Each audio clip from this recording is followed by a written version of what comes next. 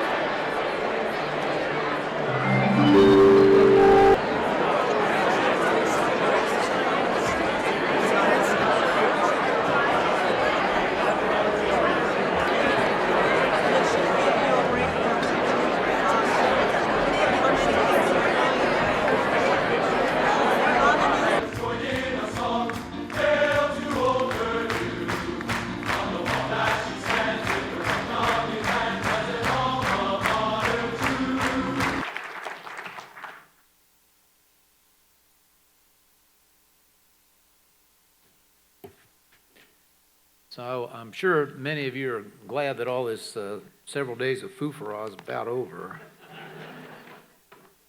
I caught Berghoff humming one of my favorite old country songs a little while ago, "How Can I Miss You If You Won't Go Away?"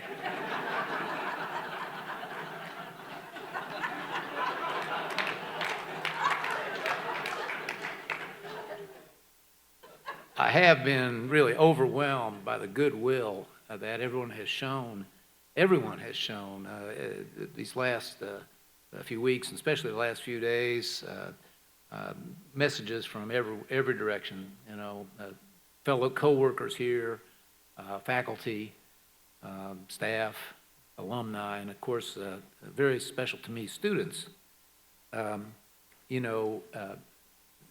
will say it was really moving to me to have that street named after me.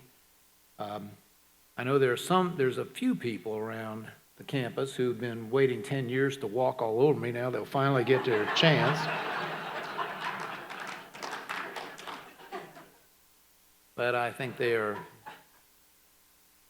very, very few of those. Somebody said earlier, you are going to make at least one IU joke tonight, aren't you? I said, well, no. I mean, it's not really the time or place for that. They said, well, come on, how about that kid who couldn't spell it, Indonesia, I said, I wouldn't be fair. He was just a freshman. Spelling's an upper level class at Indiana University.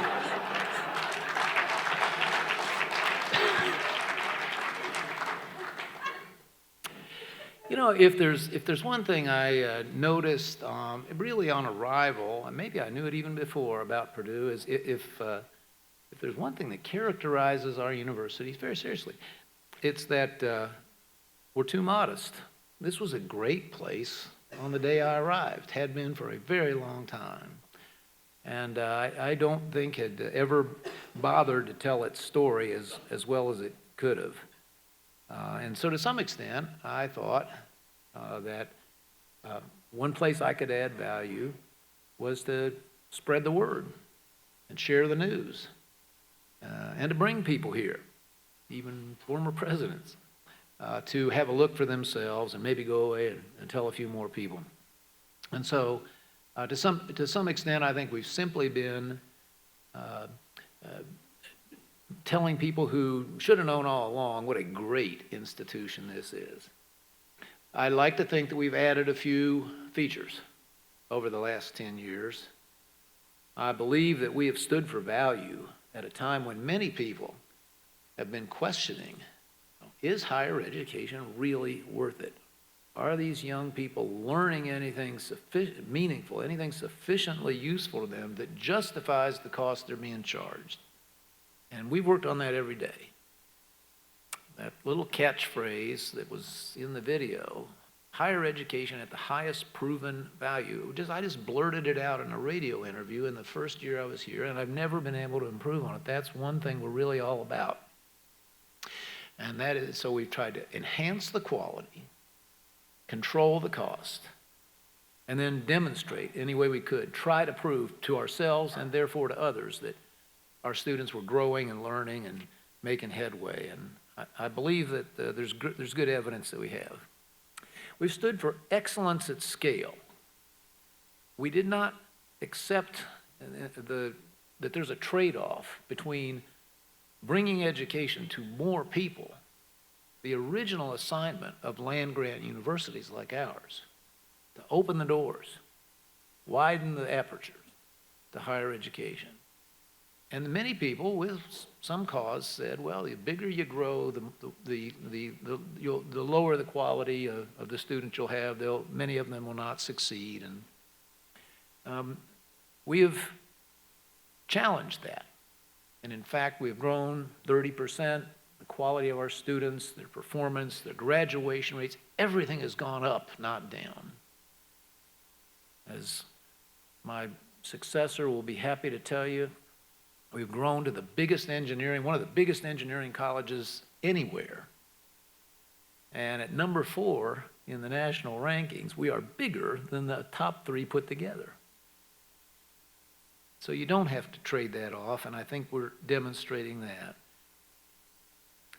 We said that in a world that is more and more, where outcomes are more and more determined by technology and science and the advance of those disciplines, that we had an unusual opportunity and very much a duty to deliver to the nation more graduates skilled in those areas, and more research that contributed to the advance in knowledge in those areas. And so 10 years ago, 41% of the students at this university were in a STEM discipline, a high percentage. Today it's 68% of a student body that is 30% bigger. We are producing for this nation the kind of talents on which our future success so heavily depends. We said that in the 21st century, a land-grant university, to live up to its assignment and its mission, could not stop at the traditional ages of 22 or 24, 25.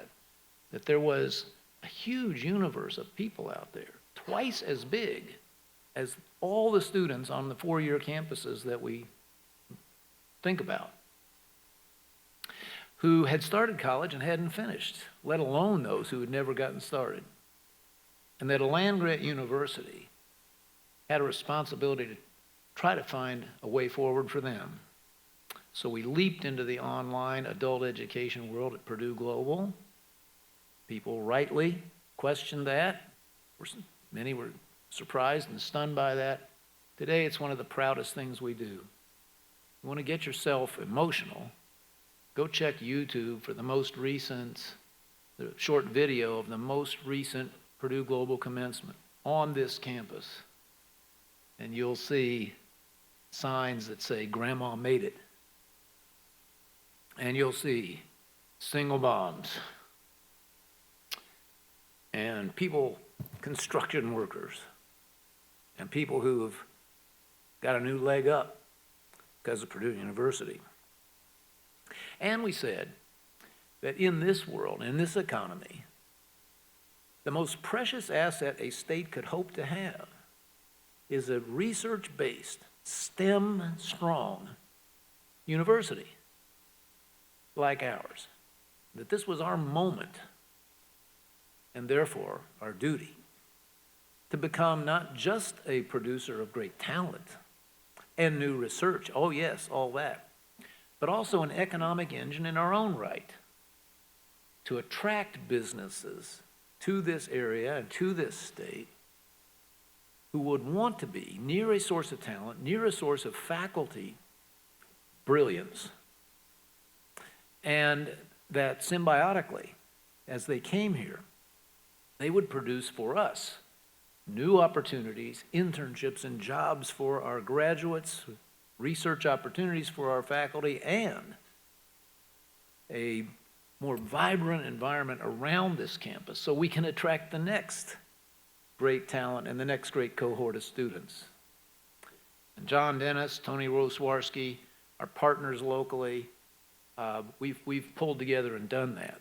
The State Street project was the very first, it was the catalyst, it was the first step that we took that now triggered the transformation that's happening before our eyes faster than, I gotta confess, faster than I thought it could at the west end of this campus. And you just wait, there's more coming, and some of it pretty soon. So, we can never be satisfied, I'm not, but I think looking back, maybe we at least get what they used to call a gentleman's C. But as I've said often over the last several months, in a job like this, many in this room have held jobs just like this in one context or another. Succession management is the final exam. And on that, I'm giving myself an A.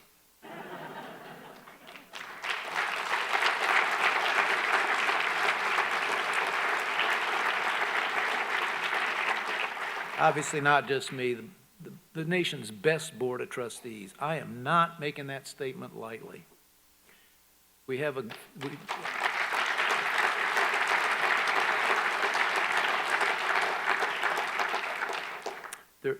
I've said so often to folks around here, there's some things you better never take for granted. One of them is our relationship with our local surrounding authorities that I mentioned, our mayors and the county and so forth. You just look around, that is not the case at so many of our competitors.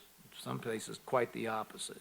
And another thing is never take for granted the quality, the chemistry, the cohesiveness, the forward thinking of this board of trustees. They are just superb. And they've never made a better decision than when they chose Meng Shang to follow me in this job. He's going to be perfect for the Purdue we have built. Thanks to that board, and thank you, Meng.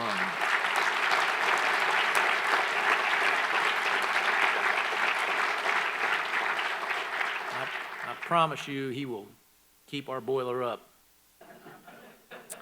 So, a few years ago, I met a gentleman who was the retired president of Washington State University, and he told me a fascinating story. This is pre-Purdue days. He said that about 100 years ago now, a rare occurrence happened. It will never happen again, I'm sure. At one moment, 3 brothers were simultaneously presidents of major American universities. He said they were, one brother, the Bryan brothers. One was president of MIT, one was president of Washington State, and one was president of IU. And this fella said he had found, there's not a joke coming here, this part's serious.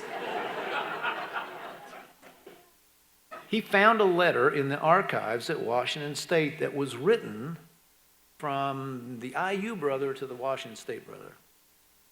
And it said that as he was finishing his tenure, they had had a big dinner, I guess one sort of like this, big black tie dinner. And he said, described all the ceremony and lavish festivities that they went through. And the one brother wrote, he said, if I had pushed this place like I should have, the retirement dinner would have been a lot smaller. And I've thought about that many, many times. In the last job and this one, I've told people, we're not going to sweat the size of the retirement dinner. We're going to push and let the dinner take care of itself, but I guess this one did. You know, I think it's only human